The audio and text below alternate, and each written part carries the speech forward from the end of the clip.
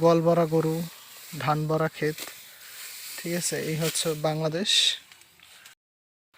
আসসালামু আলাইকুম রহমতুল্লাহ বারাকাতু। আসছি গ্রাম বাংলা 30 নম্বর ওয়ার্ড। আর এই কারিকের বাড়ির সংলগ্ন এখানে একটি সুন্দর কৃষ্ণচূড়া গাছ রয়েছে, এই যে দেখতে পাচ্ছেন। একদম ধান ক্ষেতের ঠিক পাশেই আছি আমরা। আর এখন ইতিমধ্যে ধান ক্ষেতের ভিতরে আসলাম আপনাদেরকে দেখানোর জন্য। আসলে এখানে ধানের যে ভাগ হিসাব করা হয়, এবং এতে কিন্তু যারা যারা ধানের আর কি পানি দিয়ে থাকেন তাদের জন্য আলাদা ভাগ করা হয়।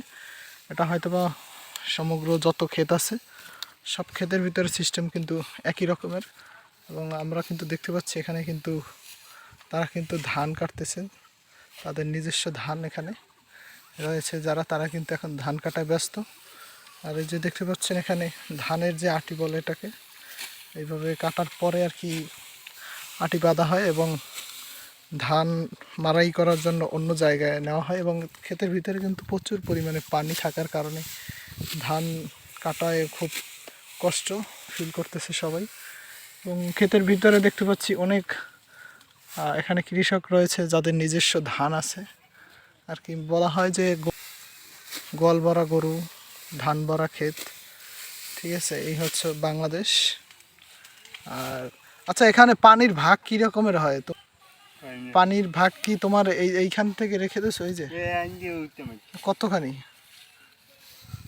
মানে তোমার টোটাল ক্ষেতের মানে 20 শতাংশ জমি যদি থাকে তাহলে মানে ক্ষেতের জন্য মানে পানির জন্য কতটুকু রাখা হয় তুমি জানো না আর কি। তো আসলে আমরা যেটা দেখলাম এখানে পানির ভাগ কিন্তু এইখানটায় রাখা আছে, এবং যত ক্ষেত আছে সকল ক্ষেতেই কিন্তু এইভাবে কিন্তু রাখা হয় পানির জন্য আলাদা করে। আর এখানে অনেকেই আছে যারা দিন হিসাবে ধান কাটে। তুমি কি মানে রোজ হিসেবে কাটতেছো? তোমার মানে ফি কত? হ্যাঁ, 2000 টাকা।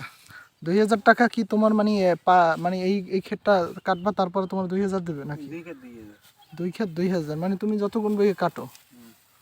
তো এই যে দেখতে পাচ্ছেন সে কিন্তু ধান কাটতেছে, এই যে জমির মালিক সে কিন্তু আছে, এই যে ওনার নাম হচ্ছে সালাম।